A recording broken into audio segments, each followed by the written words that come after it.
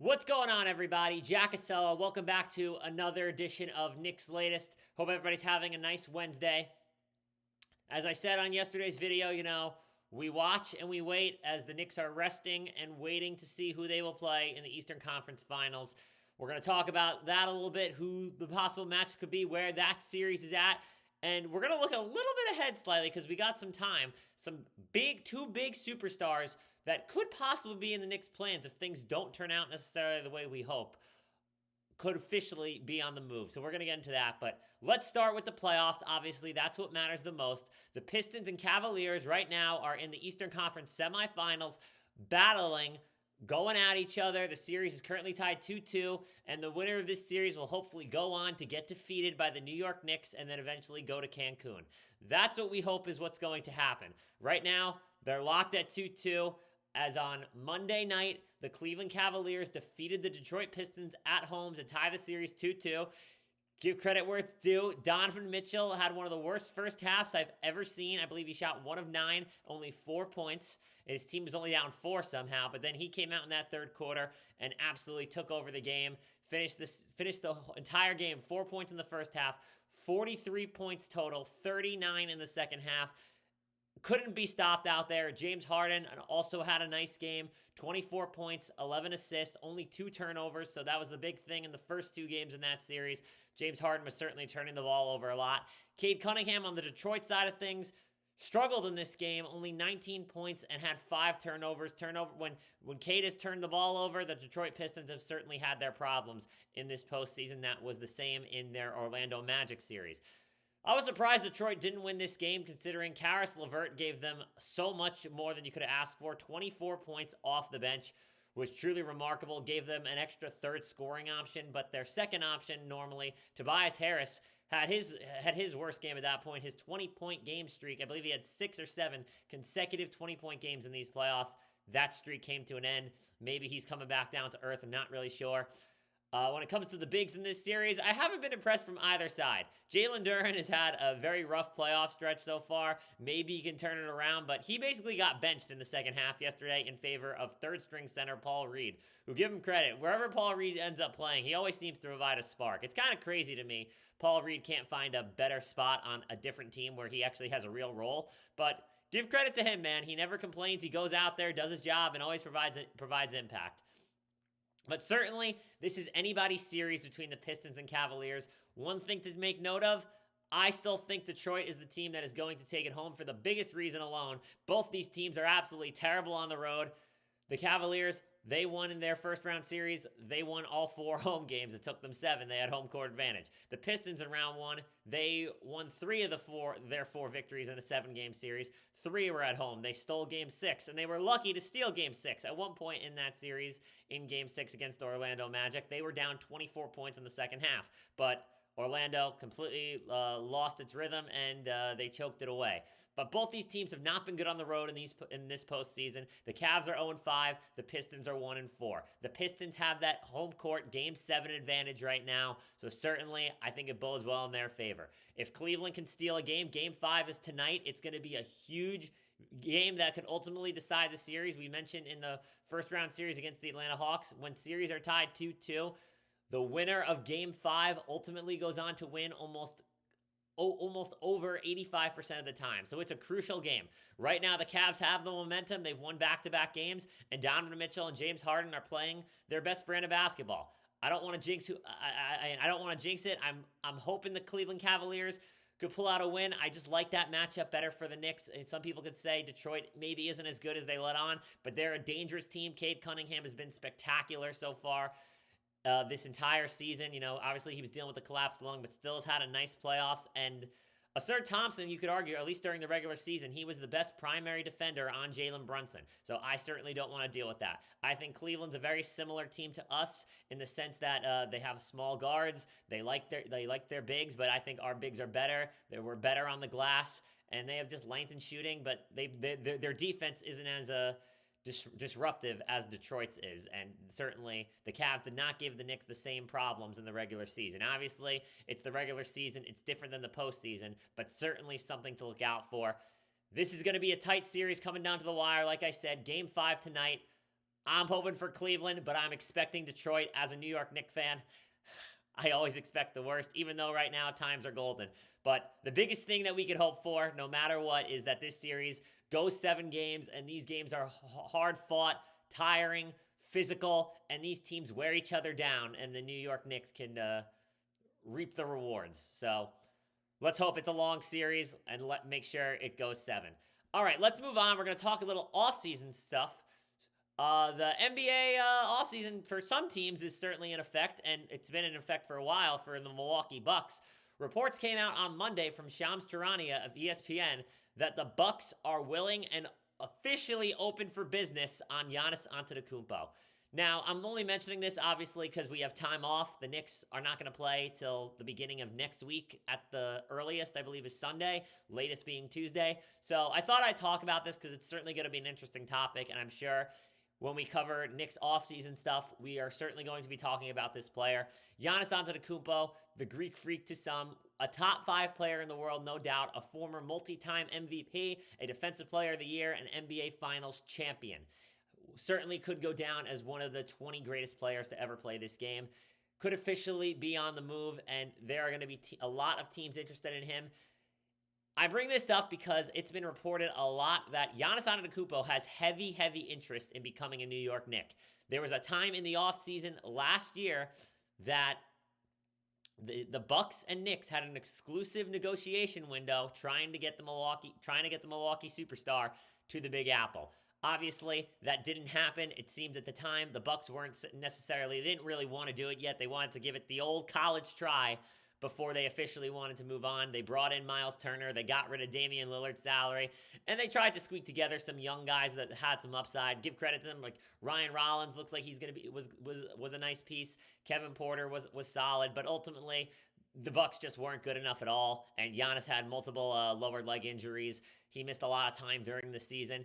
It's clear now that these teams are set for divorce, but now the market for Giannis is certainly open, and whether the Knicks get him or not, his trade certainly is going to affect the Knicks possibly. Reports in the past have said Giannis prefers to stay in the Eastern Conference, but that's not going to stop some certain Western Conference teams from trying to acquire his services. Expect teams like the Boston Celtics, the Miami Heat, the Golden State Warriors, obviously the New York Knicks, the Minnesota Timberwolves, the Cleveland Cavaliers, and I'm sure any team that wants to contend next year will certainly at least make a phone call to see if they can acquire Giannis Antetokounmpo. The teams that have me concerned, though, the most would certainly be the Boston Celtics. Obviously, though, that would mean the Celtics are going to trade Jaylen Brown. He's been in the news the last couple of weeks, some not really for not good reasons. He went on a stream, was saying after blowing a 3-1 lead, this was his favorite season. He likes being the guy, so many are questioning whether his time with the Celtics is going to come to an end now that Jason Tatum is back.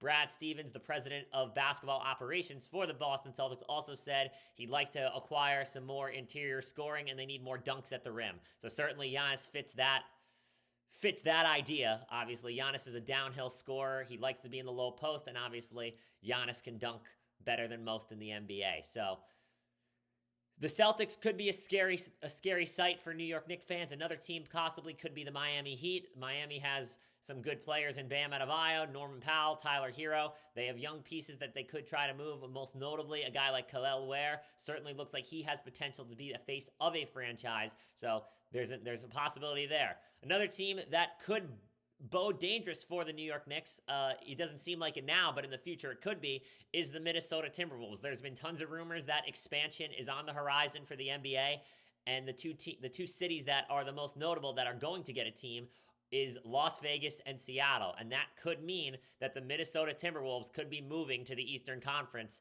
in the not-too-distant future. If you could pair Giannis Antetokounmpo with a guy like Anthony Edwards, that could be one of the best duos for the next 5 to 7 years, so certainly that could be dangerous. But I do think if the Knicks don't win a championship, they could explore this and they can get involved. They've had rumors and there's been interest in the past. I don't necessarily know how that trade would work. The Knicks don't have a ton of draft capital, but Giannis only has 1 year guaranteed on his contract, so there is a risk of certain teams trading for him. He may not be willing to sign long term. We know he wants to be in New York. I believe also Newark is like the only airport recently that has direct flights to Greece, which is where his family is living, I think, most of the time during the year. So certainly he would want to have that benefit. I believe he definitely wants to play with Jalen Brunson. Jalen Brunson is a guy that's on ball, knows how to be a playmaker, can play off the ball, can hit perimeter shots. So Giannis, I'm sure, would love to play with Jalen Brunson, and also proven playoff performer. Jalen Brunson, I believe, is averaging 29.4 points per game in his last 4 playoff runs. So certainly a guy you'd want to play with. I think Karl-Anthony Towns would be a good fit next to Giannis, a stretch 5 who could also be a playmaker, as we've seen these playoffs. That could be a good fit. OG Anunoby's a guy you'd like to try to keep. I think the two guys you'd build this trade around would probably be Mikal, Josh Hart, and throw in the young talent like Tyler Kolek and Mo Diawara. Obviously, they're not franchise changers, but they are young talent that has shown a lot of promise. So I don't know if the Knicks would be favored, and I don't even know how aggressive they'll be. Again, this is all mock talk because the Knicks are still in the playoffs, and we are trying to win a championship, but we had some time in the next couple days, so I thought we would mention it. Where do you guys think Giannis will end up? I'm sure we will have plenty of discussions throughout the offseason. All right, before we talk about the other notable name that could possibly be on the move, a quick word from our sponsor, Kalshi. The playoffs are here, and it's the most electric time in basketball. On Kalshi, you could trade every single playoff game. Right now, the New York Knicks are watching and waiting to see who their opponent will be in the conference finals, but you could trade on every series, eventually the conference finals, and even the championship. The Detroit Pistons are trading at 56% to beat the Cleveland Cavaliers, meaning a $100 trade pays out to $178 if they win the series. As the playoffs heat up, those numbers move in and out in real time, and you could buy in or out in any time. On Kalshi, you're trading against peers in a live market, meaning there's no house, and as the probability changes, you can buy in and out of your position. For a limited time, download the Kalshi app and use the code FANARCHBASKETBALL, all caps, no spaces, to get $10 when you trade 10. That's Kalshi, Kalshi. Trade on anything. Now, we talked about Giannis and what he's going to happen, but there's another guy I want to talk about. And I'm not even sure how I feel about this, but I definitely think it's a fair argument. On Monday night, the Los Angeles Lakers season came to an end. They were swept by the Oklahoma City Thunder. Congrats to the Thunder. They also, I believe, are the first defending champion in 7 years since the 2018-2019 Golden State Warriors to move past the second round. So certainly the Thunder have broken through a barrier as they attempt to go back-to-back. But not talking about them. The Los Angeles Lakers, their season ended, and that bodes the question, what is next for the king, LeBron James? LeBron James walked off the court yesterday, and you had to ask yourself, did he play his last game ever, or just simply did he play his last game in a Laker uniform? There's many rumors that the Lakers are trying to move towards their future, obviously. Last season, they acquired their future superstar in Luka Doncic, who they would like to pair probably a younger star that he can start to build chemistry with, as I'm sure the Lakers want to start competing for championships throughout Luka's prime. LeBron had a nice season, but certainly not one that ended the way you expected. Luka missed the entire playoff run. LeBron was able to lead his team through the first round series against the Houston Rockets. I think LeBron could be a nice addition to the New York Knicks. What I think is good, the Knicks really don't have to give up a lot to get him. Unfortunately, could be the bad part. Will LeBron be willing to take a minimum salary? Obviously, I don't know how he's thinking. Maybe money isn't an issue. Maybe he wants $30 million. I'm not necessarily sure. But at the same time, LeBron's a billionaire. He has tons of endorsements. He has tons of movies he's going to be in, I'm sure. He's going to make appearances all over the place. He's going to get paid. He's going to get paid just fine. Like I said, already a billionaire. He has a son in the NBA that's already making millions as well. Another son that's making NIL money in college. So certainly, his family is definitely taken care of. If LeBron wants to go for 1 or 2 more years and he wants to win a championship, possibly another one, to try and get closer to the GOAT Michael Jordan, the Knicks would be a great fit for him. I really believe that. I think the Knicks are a team. They have a lot of athleticism and a lot of length on the wings. So LeBron doesn't have to be your best on-ball defender. They also have a lot of shooting. OG Anunoby, Mikal Bridges, Karl-Anthony Towns, Jalen Brunson, Miles McBride is another guy that's a great shooter off the bench. They could probably get Jordan Clarkson and Landry Shamet back on minimum contracts. They also have good young talent that's looking like they could possibly be ready to play as soon as next year, and guys like Tyler Kolek, Mo Diawara, maybe even a guy like Kevin McCullough Jr. Then they have an elite rim protector in Mitchell Robinson. He is a free agent. They'll have to figure out how to get him back, but I think the Knicks are going to find a way because they know how valuable Mitchell Robinson is. And then obviously the Knicks have 2 superstars that are capable of scoring 25 points a night in Jalen Brunson and Karl Anthony Towns. So why do I think LeBron's a perfect fit in this situation? Just because he doesn't have to do a lot. LeBron can pick and choose his spots when he wants to be the best player on the team that night. And what the Knicks truly lack at times, obviously, we've seen it in these playoffs. Cat's done a better job at it, but a lot of the time, they lacked playmaking at certain points throughout the regular season. Another guy that can dribble the ball besides Jalen Brunson, LeBron James would fit that perfectly. And obviously, LeBron is a player, I think LeBron has always wanted to play for the New York Knicks. There's been mixed reports in the past that when he left Cleveland the first time, the New York Knicks were his prime destination, and him and Dwayne Wade really wanted to go there, but apparently the meeting with James Dolan and I believe executive at the time, Donnie Walsh, did not go well at the time because the Knicks didn't necessarily have a plan besides the two of them what they wanted to do. But obviously, things have changed now. Things have changed for LeBron, and things have changed for the Knicks. The Knicks now have a steady leader at the top in Leon Rose. They have a good head coach in Mike Brown, who LeBron has former experience with. Mike Brown was the coach that led LeBron through his first NBA Finals run in 2007. They came up short against the San Antonio Spurs. But Mike Brown was there for LeBron's early development. You know, he was there as a young man. Certainly, I'm sure they were very close. He coached him for, I believe, 5 years or around that. So they certainly have a relationship. They know how each other work. And I think both of them have grown a lot. And I think they could be good together. I think LeBron would be a great fit on the Knicks. If you had to ask me between LeBron and Giannis, if the Knicks could keep their team together and then add a star caliber player like LeBron James, who's still at worst a top 20 player in this league, and we can get him for a minimum value. Again, I don't necessarily know what kind of money he wants, but I think it could be a great fit. That's all I'm going to talk about today. Where do you guys think Giannis and LeBron are going to end up? Could one of them end up on New York? Could one end up in Boston? Could one end up for the Golden State Warriors or the Miami Heat? Certainly, lots of options are there, but that's all we got for today as we watch and wait. Hopefully tonight, the Cleveland Cavaliers could pull out a win and go up 3-2. My confidence is not high, but we'll see what happens. Jack Acello saying until next time, go New York, go.